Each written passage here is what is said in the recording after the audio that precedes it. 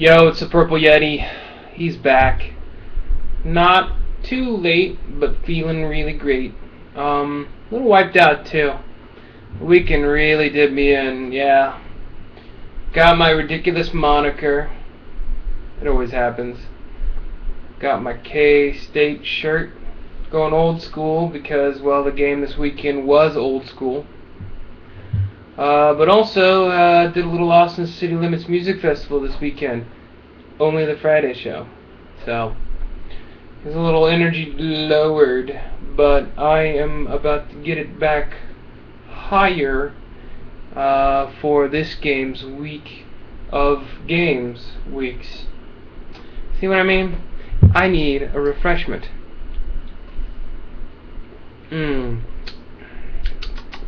Sweet tea.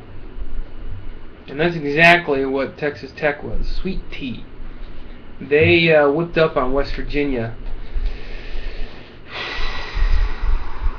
thus completely ensuring that College Game Day would not show up to Morgantown this weekend, because also what happened was Kansas State went up to Ames and did what Oklahoma State couldn't do last year, and that was beat Iowa State in Iowa State. So,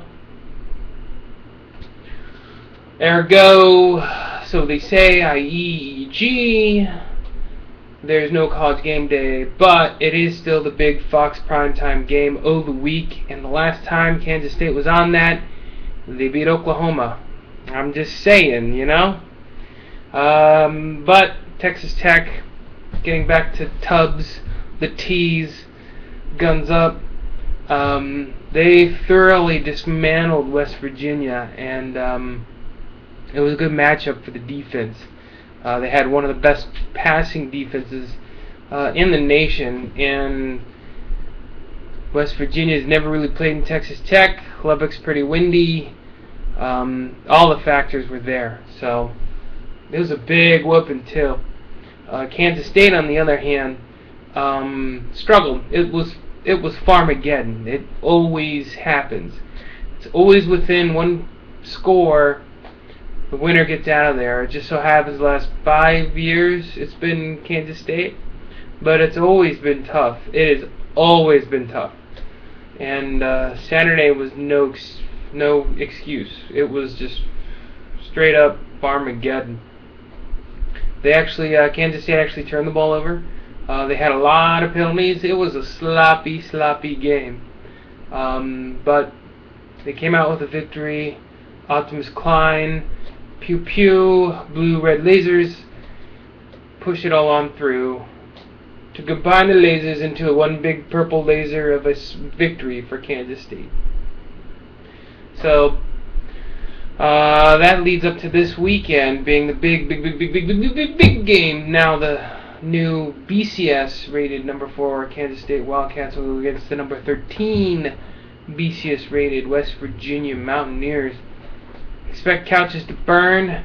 Whether or not it's celebration or lamentation, we'll find out Saturday night. But oh lordy, starting to get really pumped for this.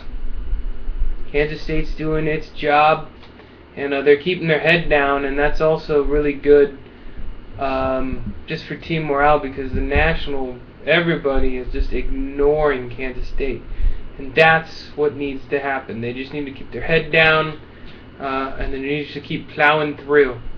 So we'll find out this weekend whether or not Kansas State will come out victorious, whether or not West Virginia will bounce back. I'll probably end up giving my preview later on in the week. Boy, it's going to be close. Last week I said it was going to be a tale of the better quarterback, and Barnett was a backup for Iowa State, and Colin Klein is Colin Klein. But the matchup this week, I don't know what it is. They don't have great defense from what I can see, at least points wise. But that's a good. You can see ball control for Kansas State playing a bigger factor in this than anything else. Get West Virginia out of rhythm and maybe force Geno Smith to make a mistake or two. You gotta wonder if they're rattled or if they're really gonna bounce back. I think they just have as much, if not very close to, as experience on the field as Kansas State does. So they might bounce back pretty well, but I gotta wonder just how well the whole team will play for West Virginia. You know, Kansas State's got the matchup on special teams. Dude, easy. Defense, I don't know if they can run with West Virginia's offense, but they may not need to. I mean, this is the team that beat Baylor with RG3 last year and Kendall Wright. So it's, there's that. And then we'll find out. We'll find out Saturday. But there is other college football to be had. The biggest one to me was the Red River Shootout. Bang bang. It ended up being just a bang and then a pop is. Yeah. Oklahoma. I'm a big Oklahoma fan now all of a sudden. With the thumping they put on Texas, makes Oklahoma look a lot better. If Oklahoma keeps winning games and if Kansas State keeps winning games, that's going to bode well for the Wildcats. Man, one thing Oklahoma has that I don't think Texas has just yet is something that Bill Snyder preaches. First, you win your state, then you win your conference, then you win national. 1, 2, 3. Building blocks, people. If you can't beat your rival, then what chance do you have of winning your conference, beating everybody in your conference, beating most everybody in your conference? And if you can't do that, then how are you going to win a national championship? You got to beat your rival first and foremost. And I think Texas has lost sight of that, or at least the coaching staff. Who knows? It was just another beatdown. The other games, Baylor TCU ended up not being exciting. TCU had the bounce back win. Good for those guys. Kansas actually was competitive against Oklahoma State. It's because they threw the red shirt off a freshman. I think Cummings is his name. And he got in there, and I think it was something that Oklahoma State didn't expect. And I think that's why they came back to win. Or came back to almost win. This is Kansas we're talking about. They're a little more focused on the basketball media days happening this week. And then lastly, who else played? Oklahoma. Was that it? Yeah. That, and then that. Yeah. I think I got them all. If I didn't, oh well. Leave a comment down below and let me know. Nationally, what else? Not much. South Carolina is now among the win-full teams, thanks to LSU. Boy, that SEC conference is tough at the top. And with the BCS rankings, you guaranteed at least if things went out the way they play, Florida could be undefeated and Alabama could be undefeated, and you're pretty much guaranteed that no team with a one-loss record from the SEC will make it to the BCS National Championship game. We can only dream. What are there? Oh, Stanford, Notre Dame. Stanford is going to be complaining all year about that missed touchdown call. And even I got to wonder. I think what the refs ended up doing was saying it was too close to call.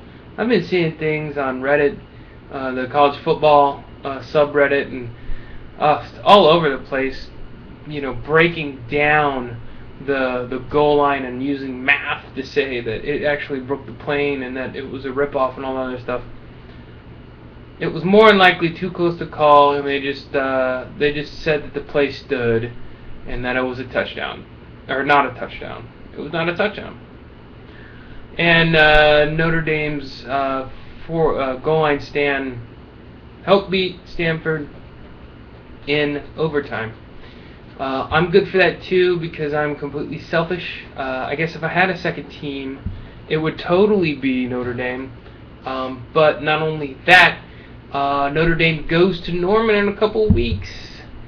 Yes, Notre Dame number 5th in the BCS, Kansas State number 4. I think you all know where I'm going with this. Strength of schedule, wink, wink, nudge, nudge. Boomer Sooner. I'm not going to do this song though. No way.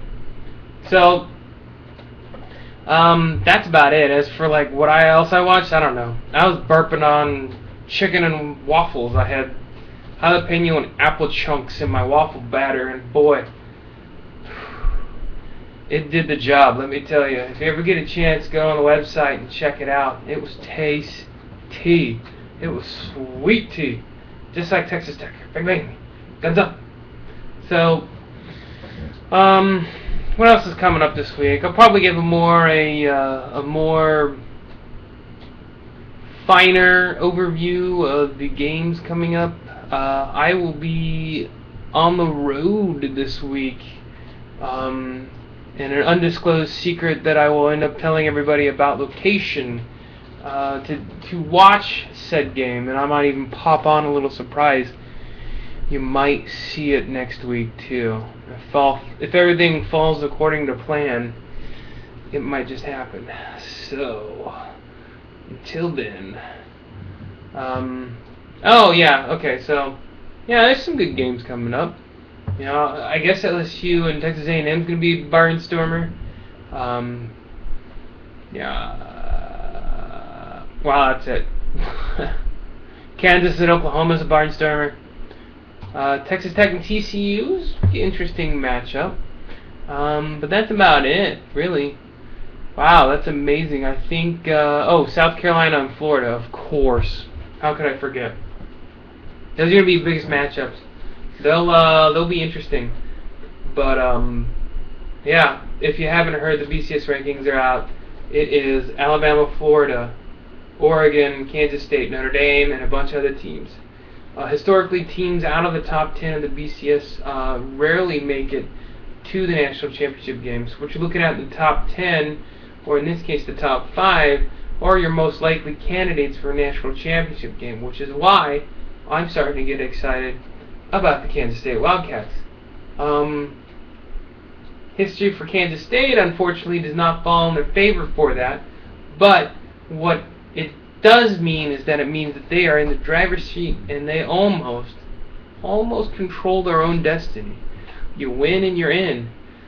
That's right, it's college football. It is the longest playoff ever in sports. Starts at week 1, folks. And with that, I'm going to take off. You guys have a good one. Watch some more football and revel in the fact that this is the last BCS rankings. I will. Actually, I'm going to cry about it. I will miss it.